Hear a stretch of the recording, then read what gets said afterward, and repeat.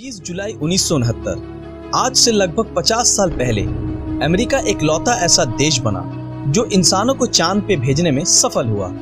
इसके पहले बहुत से देश और खुद अमेरिका भी इस काम में नाकामयाब रहे हैं, लेकिन 20 जुलाई 1969 को अमेरिका ने एक ऐसा कारनामा कर दिखाया जो इतिहास के पन्नों में दर्ज हो गया। इस मिशन के टेक्नीशियन लैरी हेग ने अपने इंटरव्यूज में कहा कि आज भी वो पल उनके आंखों के सामने वैसा ही है जैसा 50 साल पहले था।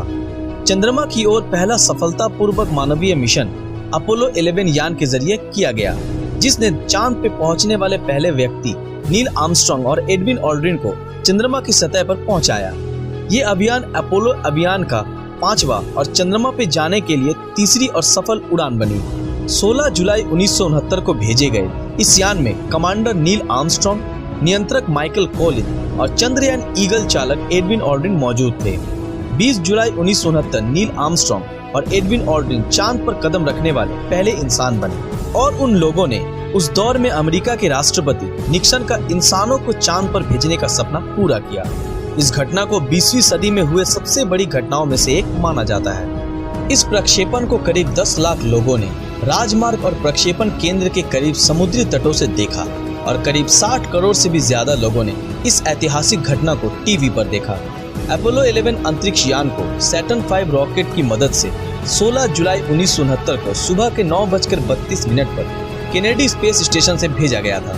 सिर्फ 12 मिनट के अंदर ही ये पृथ्वी की कक्षा में प्रवेश कर गया और पृथ्वी का एक चक्कर लगाने के बाद SIVP नाम के रॉकेट ने उसे चंद्रमा के कक्ष पर डाल दिया और इसके ठीक 30 मिनट बाद सैटर्न 5 अंतरिक्ष यान रॉकेट के आखिरी चरण से अलग होकर चंद्रयान ईगल को लेकर चंद्रमा की तरफ आगे बढ़ने लगा। 19 जुलाई अपोलो 11 चंद्रमा के पीछे वाले हिस्से पे पहुंचा और अपने रॉकेट की सहायता से चंद्रमा की कक्ष में पहुंच गया। चंद्रयान के उतरने के लिए सी ऑफ ट्रैंक्विलिटी को चुना गया क्योंकि ये जगह समतल थी। रेंजर 8, सर्वेयर 5 और लियोनर ऑर्बिटर यान के जरिए इस जगह का पता लगाया गया था। 20 जुलाई 1969 को चंद्रयान ईगल मुख्य यान कोलंबिया से अलग हो गया। कॉलिंस जॉब अकेले कोलंबिया यान में रहकर ईगल यान का निरीक्षण कर रहे थे ताकि उसे चंद्रमा की सतह पर उतरने में कोई दिक्कत न आए। इसके बाद नील और ऑल्ड्रिन ईगल के जेट डाउन इंजन को स्टार्ट कर चंद्रमा पर उतरने की तैयारी करने लगे। यान के लैंडिंग की प्रक्रिया शुरू होने के बाद एंगस्ट्रॉम ने यान के अपने पथ से दूर जाने का संकेत स्पेस सेंटर को भेजा। ईगल अपने निर्धारित समय से 4 सेकंड आगे चल रहा था। इसका मतलब ये था कि वे चुने गए जगह से मीलों दूर उतर सकते हैं। तभी ईगल कंट्रोलर और डायरेक्शन कंप्यूटर ने खतरे के सिग्नल भेजने शुरू कर दिए, जिससे आर्मस्ट्रांग और ऑल्ड्रिन जो कि खिड़की से बाहर का नजारा देखने में मशगूल थे, उनका ध्यान उनके कंप्यूटर पर गया और एंगस्ट्रॉम ने देखा कि उनका कंप्यूटर उनके यान को बड़ी बड़ी चट्टानों और गड्ढों की तरफ ले जा रहा है।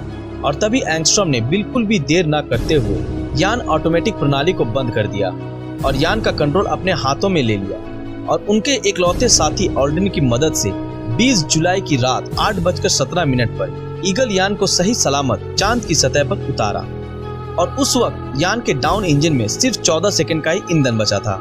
इसका मतलब ये था कि अगर जरा सी भी देर हो जाती तो उनके साथ कोई भी बड़ा हादसा हो सकता था, लेकिन किस्मत ने भी उनका साथ दिया और वो सही सलामत चांद की सतह पर लैंड करने में कामयाब रहे।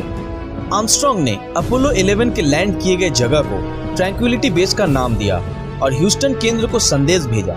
संदेश ये था कि ह्यूस्टन, ये ट्रैंक्विलिटी बेस है और ईगल लैंड कर चुका है। चंद्रमा की सतह पर कदम रखने से पहले ऑल्ड्रिन ने एक संदेश भेजा।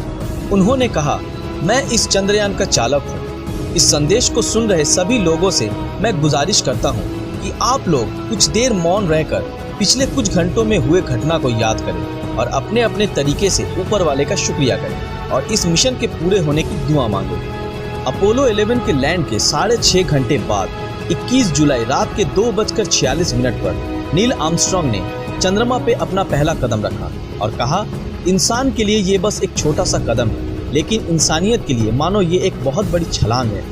अगले 2.5 घंटों तक आर्मस्ट्रांग और ऑल्ड्रिन मिलकर तस्वीरें लेने, नमूने जमा करने और पत्थर जमा करने में लगाए।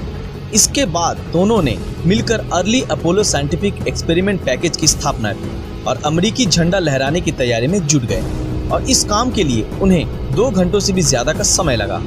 इसके बाद तकनीकी बाधाओं और खराब मौसम के बावजूद चांद की सतह से टीवी पर सीधा प्रसारण शुरू हो गया, जो कि ब्लैक एंड व्हाइट था और जिसे लगभग 60 करोड़ से भी ज्यादा लोगों ने देखा।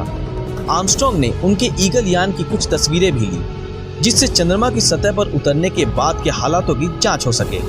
इसके बाद उन्होंने धूल और मिट्टी के कुछ और सैंपल भी इकट्ठे कर लिए और टीवी कैमरे से आर्मस्ट्रॉन्ग ने चंद्रमा की सतह के चारों ओर के दृश्य भी लिया और इसके बाद दोनों साथ मिलकर कैंगरू की तरह उछलने का मजा लेने लगे। उन्होंने बाद में ये बताया कि वहाँ की मिट्टी काफी फिसलन भरी और एकदम पाउडर की तरह बारीक थी, जिसे उन्हें चलने में काफी दिक्कतें भी आई। उसके बाद दोनों ने मिलकर अमेरिकी झंडा लहराया और अमेरिकी राष्ट्रपति निक्सन से फोन पे बातें की। ऑल्ड्रिन यान में पहले वापस आए। उन लोगों ने बड़ी ही मुश्किल से 22 किलोग्राम सैंपल के बॉक्स और फिल्मों को पुली की मदद से यान में चढ़ाया और आर्मस्ट्रॉन्ग उसके बाद यान में पहुंचे। उन्होंने चांद की सतह पर बहुत सारे उपकरण, अमेरिकी झंडा और एक प्लेट जिस पे पृथ्वी का चित्र, यात्री और अमेरिकी राष्ट्रपति का सिग्नेचर और एक वाक्य लिखा था, उसे वहीं पर छोड़ आए। ईगल के कोलंबिया से जुड़ने के बाद पृथ्वी की ओर उनका सफर शुरू हो गया और 24 जुलाई अपोलो 11 पृथ्वी पर सही सलामत लौट आया। यान प्रशांत महासागर में जा गिरा और जिसे USS हॉर्नेट ने वहां से उठाया। अंतरिक्ष यात्रियों के स्वागत के लिए अमेरिकी राष्ट्रपति निक्सन खुद वहां पे मौजूद थे। उस शाम उनके सम्मान के लिए लॉस एंजलिस में एक पार्टी भी रखी गई, जिसमें अमेरिकी कांग्रेस के कुछ सदस्य, 44 गवर्नर और 83 देशों के राजदूत और भी कई बड़े बड़े लोग मौजूद थे। और इन अंतरिक्ष यात्रियों को अमेरिका का सबसे बड़ा सम्मान प्रेसिडेंशियल मेडल ऑफ फ्रीडम से नवाजा गया और वे रातों रात पूरी दुनिया में मशहूर हो गए। इसके बाद ये यात्री पूरी दुनिया में शांति का संदेश देने के दौरे पर निकल गए और उन्होंने 24 देशों की यात्रा की और करीब 10 करोड़ से भी ज्यादा लोगों ने इन्हें देखा। इनका नाम इतिहास के पन्नों पर स्वर्ण अक्षरों में लिखा जाएगा और हम उम्मीद करते हैं कि जब तक ये दुनिया कायम है, इनका ये कारनामा पूरी दुनिया याद रखेगी। आज के लिए बस इतना ही। आज का ये वीडियो आप लोगों को कैसा लगा, हमें कमेंट में जरूर बताएं। अगर ये वीडियो आप लोगों को अच्छा लगा तो इस वीडियो को लाइक और अपने दोस्तों के साथ शेयर जरूर करें। अगर आप हमारे चैनल पर नए हैं तो हमारे चैनल को सब्सक्राइब करके बेल आइकन ऑन कर दीजिए। तो मिलते हैं आपके साथ अगले वीडियो में और हमेशा की तरह थैंक्स फॉर वॉचिंग।